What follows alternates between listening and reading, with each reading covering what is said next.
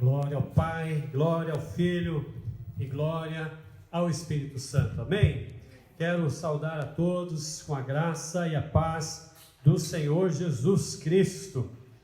É por causa dele que nós estamos aqui, por amor a Ele, pelo amor dele, porque a nossa vida só é diferente, né? É do jeito que é, porque nós temos Cristo vivendo em nós. Aleluia. Esta noite eu tenho que correr, né? Não estou muito acostumado aqui com essas filmagens, estou aprendendo. Hoje a gente atrasou um pouquinho aí por causa, né, questão técnica, mas a gente vai se adaptando. E eu quero que você que está me ouvindo aí pelo Facebook possa compartilhar com alguém. Também vai estar sendo gravado, certo, Vitor? Está sendo gravado aí no YouTube. Depois você vai poder assistir também pelo YouTube, não ao vivo pelo YouTube, mas vai poder assistir gravado. Hoje, a palavra que Deus pôs no meu coração se encontra em Jonas. Jonas, profeta, considerado um dos profetas menores, não pelo tamanho, né? Mas pela quantidade de mensagens. E eu quero que você abra a palavra de Deus, se você tem a Bíblia aí na sua casa, né, porque no celular eu sei que muitos têm, mas daí se você abrir, talvez você vai desconectar aí do Facebook. Então, por favor, abra a sua Bíblia em Jonas capítulo 3, do verso 1 até ao 10, são apenas 10 versículos, e eu quero pregar em cima, baseado, né, nesse texto de Jonas capítulo 3. Diz assim a palavra do Senhor: e veio a palavra do Senhor segunda vez a Jonas, dizendo: levanta-te e vai à grande cidade de Nínive e prega contra ela a pregação que eu te disse. E levantou-se Jonas e foi a Nínive, segundo a palavra do Senhor. Era, pois, Nínive uma grande cidade de 3 dias de caminho. E começou Jonas a entrar pela cidade caminho de um dia e pregava e dizia: ainda 40 dias e Nínive será subvertida.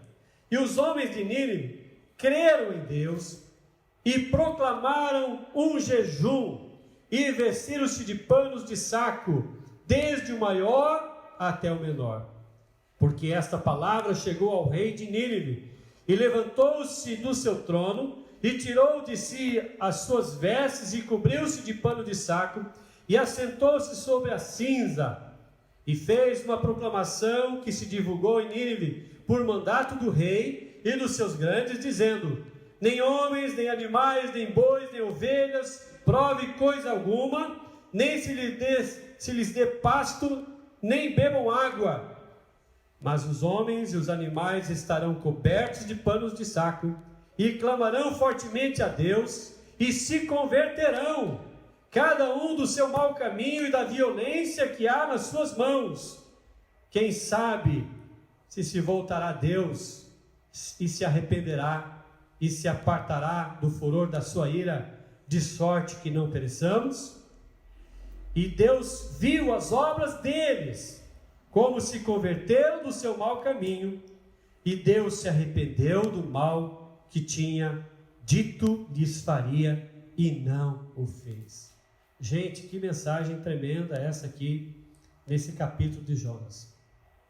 Eu já preguei várias vezes nesse livro de Jonas, já ouvi muitas mensagens também. Normalmente o foco da mensagem tem a ver com Jonas, com a sua desobediência, né, com a sua falta de amor. Mas, amados, eu quero focar hoje aqui nessa pregação, o motivo da pregação, por que Deus mandou Jonas pregar para aquela cidade. E Deus diz ali no texto: a pregação a mensagem que eu te disse. Meus amados, é muito importante a gente prestar atenção no que esse texto aqui que acabamos de ler, ele fala. Nós sabemos que Nínive era a capital do Império Assírio.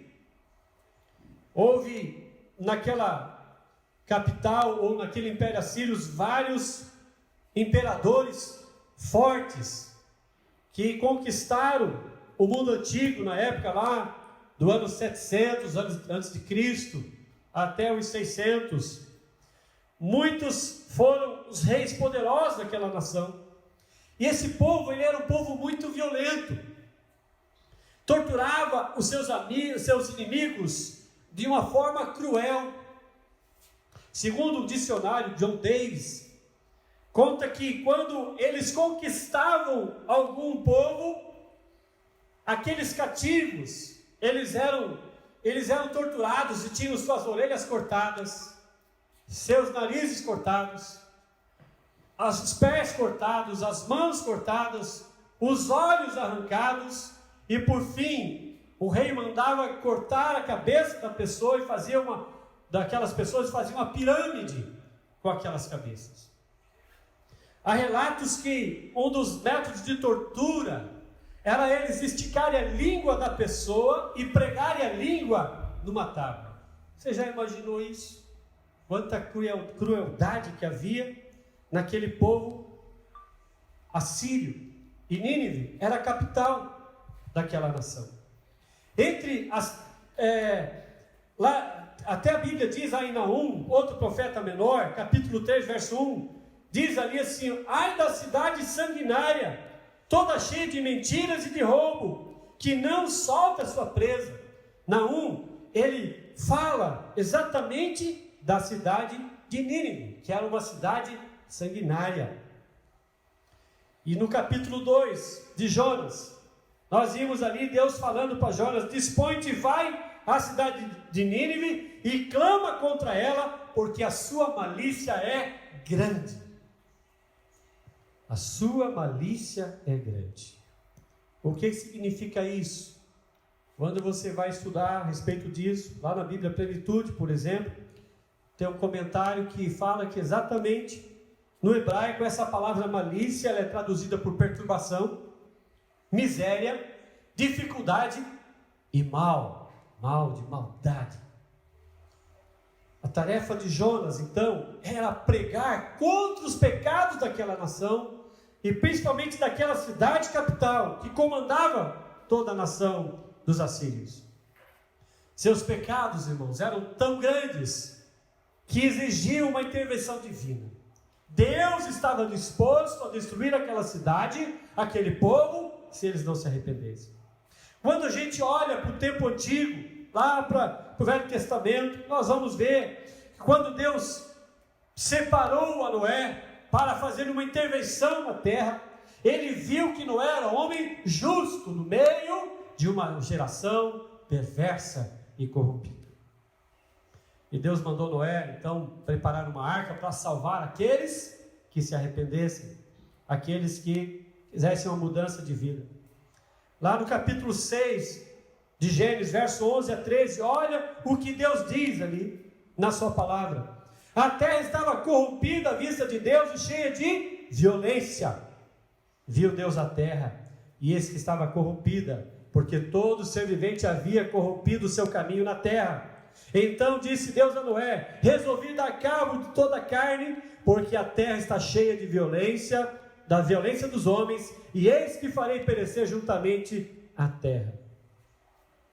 Quando a gente olha mais para frente, no capítulo 18 de Gênesis, verso 20 e 21, Deus revela ali o descontentamento dele com duas cidades, Sodoma e Gomorra, porque o pecado também dessa cidade estava deixando Deus irritado, Deus desgostoso com aquela situação. E o texto diz assim: com efeito o clamor de Sodoma e Gomorra tem se multiplicado e o seu pecado tem se agravado muito. Descerei e verei se de fato o que se tem praticado corresponde a esse clamor que é vindo até mim, e se assim não é, sabê-lo-ei. Lá na versão internacional da NVI, da Bíblia, nova versão internacional, diz assim: as acusações contra Sodoma e Gomorra são tantas, e o seu pecado é tão grave, que descerei para ver se o que eles têm feito corresponde ao que têm ouvido, se não, eu saberei. Tanto o povo da época de Noé, como as pessoas da cidade de Sodoma e Gomorra, experimentaram o julgamento de Deus. Experimentaram uma punição de Deus por causa da sua vida de pecado. Nínive, por sua vez, também era uma cidade muito pecadora. E assim como Deus usou Noé para falar para aquele povo lá antediluviano, assim como Deus usava Ló no meio da cidade de Sodoma como seu testemunho de homem justo, Deus agora estava dando uma oportunidade para aquela cidade através do profeta Jonas. Vejam, no capítulo 3, verso 4, diz assim: começou Jonas a percorrer a cidade a caminho de um dia, e pregava e dizia: ainda 40 dias, e Nínive será subvertida. Gente, vocês estão acostumados com esse negócio de 40 nesses últimos dias, não é verdade? Todo mundo está aí falando essa palavra quarentena. Todo mundo comentando sobre esse assunto, discutindo sobre a questão da quarentena, né? Todos sabem que o que quarentena significa, no sentido, né, que fala, já são 40 dias, mas hoje as pessoas têm utilizado como um período de reclusão, um período de isolamento. Mas 40 na Bíblia sempre é finalização ou início de um novo ciclo. Meus amados, é interessante que Jonas ele começa a falar de 40 dias. Olha, dentro de 40 dias, se vocês não se converterem, essa cidade será destruída. Jonas estipula um período de 40 dias para que a cidade fosse destruída. Nínive precisava se converter dos seus maus caminhos, precisava deixar sua maldade, precisava se arrepender dos seus pecados. Diz a Bíblia que Deus, Ele não tem prazer na morte do ímpio. Não. Ah, mas pastor, o ímpio é mau, o ímpio, ele é perdido, ele tem que morrer. Muitas vezes nós achamos assim, né? Porque o que é o ímpio? O ímpio é aquele que não teme a Deus, que faz tudo o contrário, que não respeita ninguém, que odeia, e que ele tanto faz matar, roubar, destruir. Ele não tem no seu coração nenhum temor de fazer aquilo que é errado. Então diz aqui a palavra de Deus que Deus não tem prazer na morte do ímpio, antes quer que ele se arrependa e se converta. E nós vemos aqui, nesse texto do Velho Testamento, uma manifestação da graça de Deus, dizendo: olha, eu quero que esses homens dessa cidade se arrependam, que eles se convertam, que eles sejam mudados.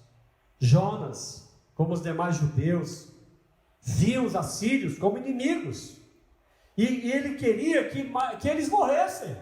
Tomara que morram mesmo.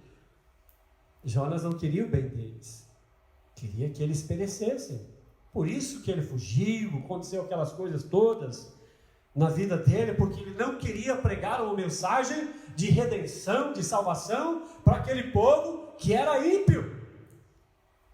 Mas Deus pensava diferente.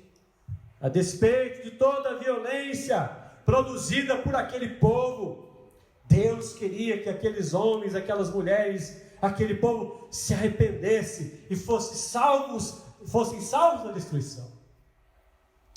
Amados, a situação da humanidade nos dias de hoje não é muito diferente da época de Noé, de Sodoma e também de Nínive. Não é muito diferente. O que nós entendemos por violência, quando Deus fala que a violência tinha chegado até ele, a violência de Nínive. O que nós entendemos por violência, meus queridos? A fome é uma violência. Eu tenho um amigo missionário, que ele mora na Inglaterra, mas ele faz muitos trabalhos sociais na África. A semana passada mesmo recebi um comunicado dele, pedindo ajuda. Tantas pessoas passando fome, e tanta comida sendo jogada fora em outros países, e as pessoas estão lá morrendo de fome. Isso é uma violência. É uma violência o desamparo das pessoas. Quando as pessoas são esquecidas, desamparadas. Isso é ser violento para com elas. A insensibilidade para com o próximo é uma violência. A soberba humana é uma violência. A ganância é uma violência.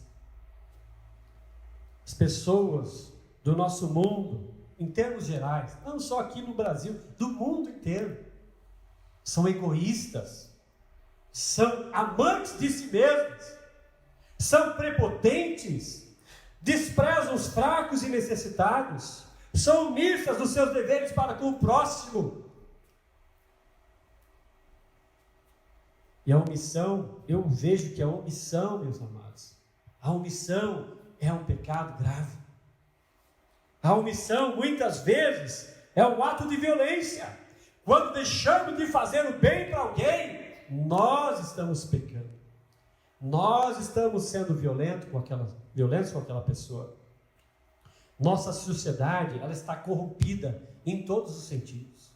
Quanta perversão no nosso meio, não só no Brasil, mas no mundo inteiro. Quanta perversão. Não, nós falamos muito dos políticos que são desonestos, isso e aquilo, e realmente a maioria são, mas o povo também faz coisa errada, aceita suborno, faz um monte de coisa errada, dá o seu jeitinho para enganar, para levar vantagem. O ser humano, ele está caído na sua natureza.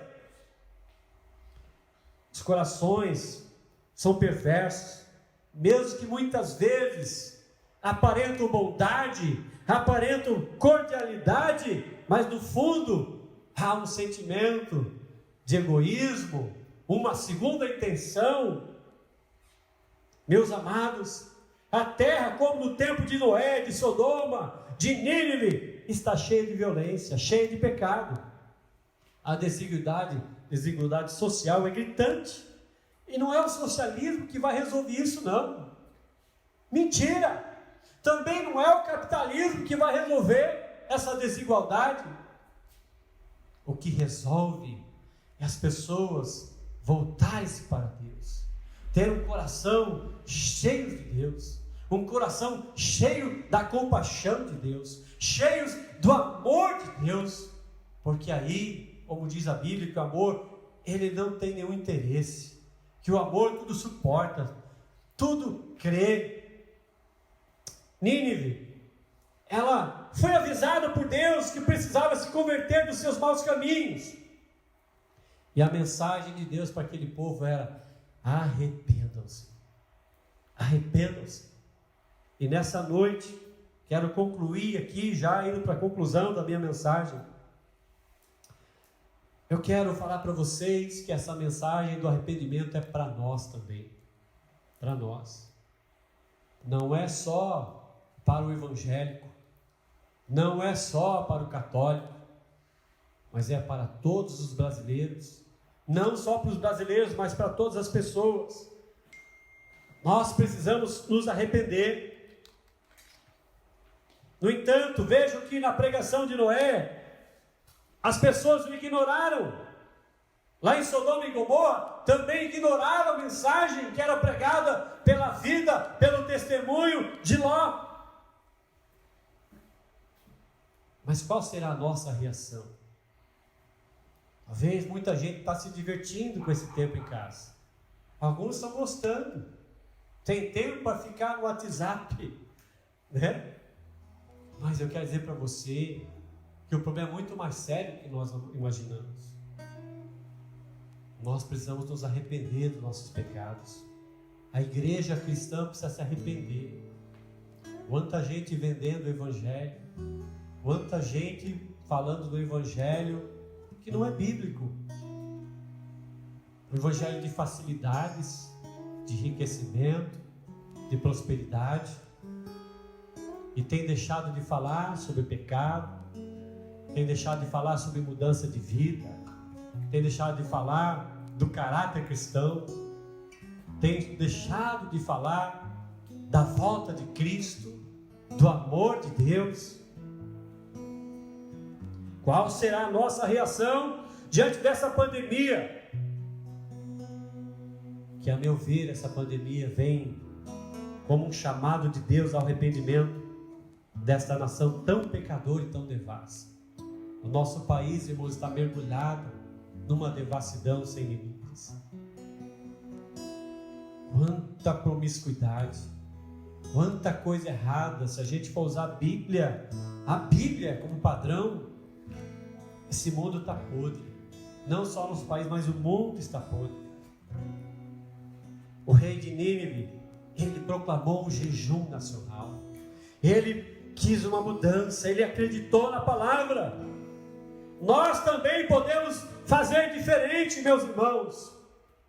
E eu me junto ao clamor de muitas pessoas que têm falado pelas mídias sociais que nós precisamos proclamar um jejum.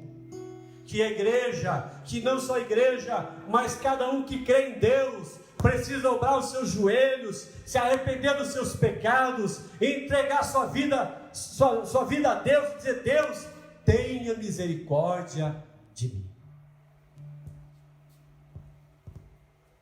Nós precisamos buscar isso de Deus. Não um jejum só de ficar sem comer e beber,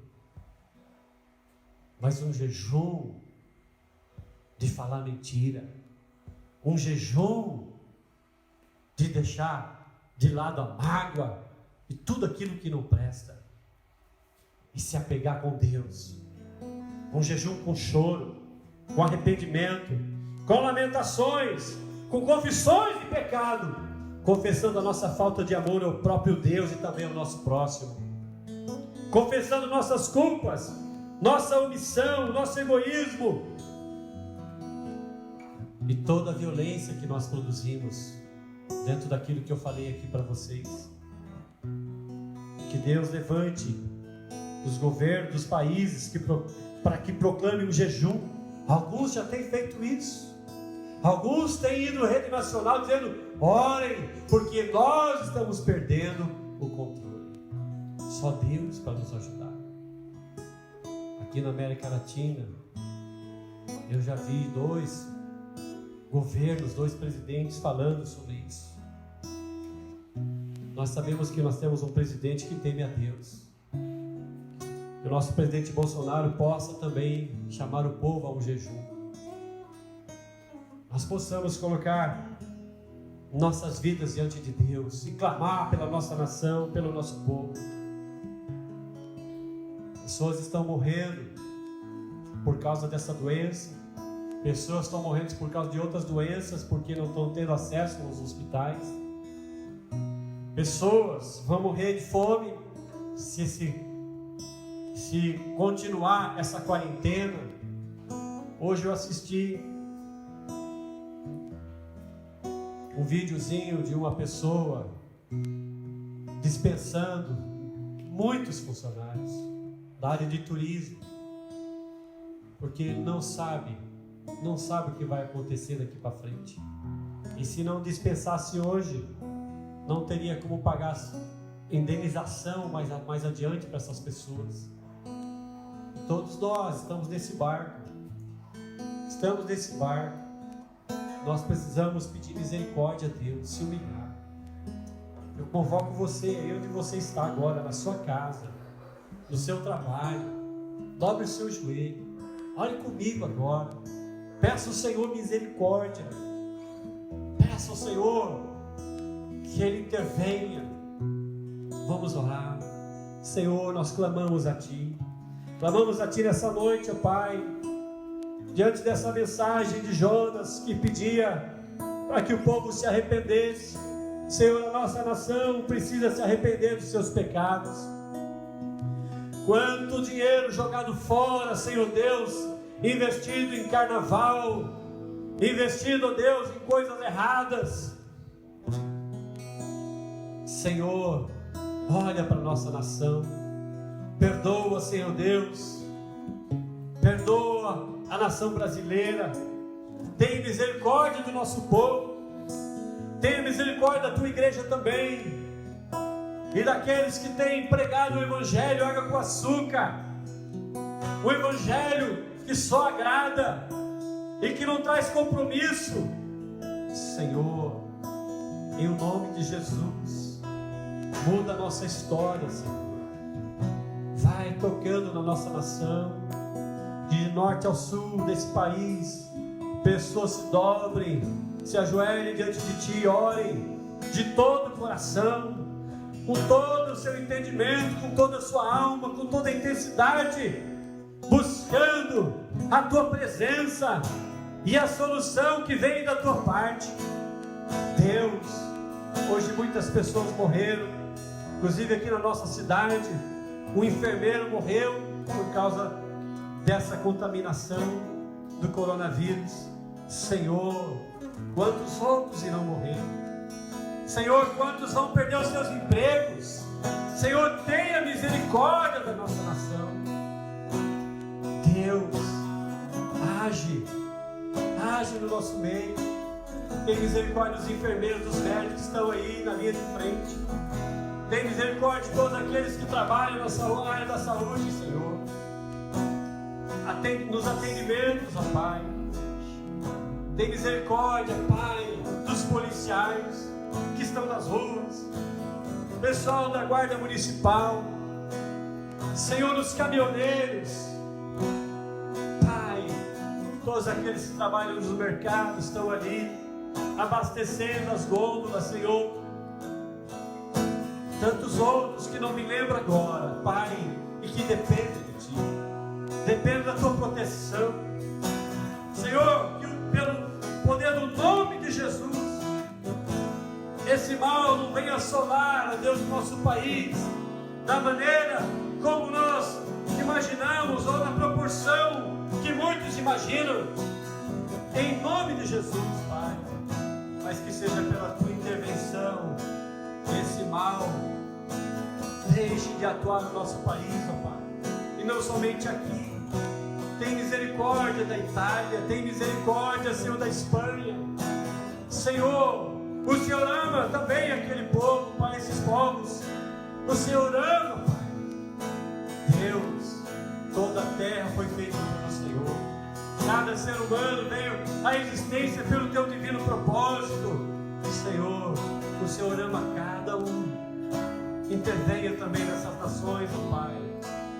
Envia, Senhor Deus, ó Deus, uma cura. Envia uma cura, Senhor. Envia, Senhor. Envia um remédio. Dá, Senhor Deus, ó Pai querido, aos homens, ó Deus, um remédio, uma fórmula. Dá uma vacina. Senhor, tem misericórdia do nosso povo. Senhor amado, que o Teu povo, que as pessoas se arrependam, Senhor. E o Senhor faça como o Senhor fez com Nínive. Que o Senhor perdoe, que o Senhor sare, que o Senhor, ó Deus amado, repreenda esse vírus, ó Pai. Nós oramos em nome de Jesus. Amém, amém. Fique com essa música e cante. A Ti eu vou clamar, pois tudo vem de Ti e tudo está em Ti. Por Ti vou caminhar, Tu és a direção, o sol a me guiar. Tudo pode passar, Teu amor jamais me deixará. Sempre há de existir um novo amanhã preparado pra mim. Dê o seu novo amanhã para você. Preparado. Aleluia. Aleluia. Preparado pra mim. Eu me rendo aos Teus pés. És tudo que eu preciso pra viver. Eu me lanço aos Teus braços, onde encontro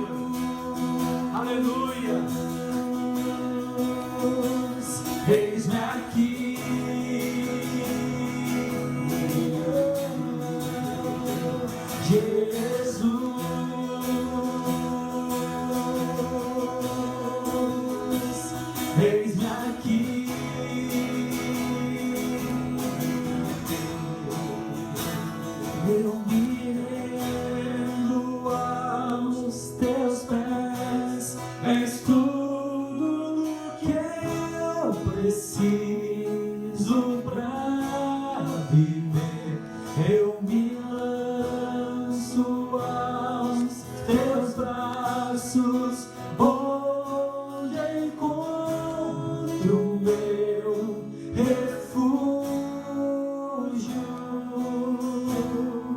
Amém. Deus te abençoe. Fique com a presença do Senhor, em nome de Jesus. Amém.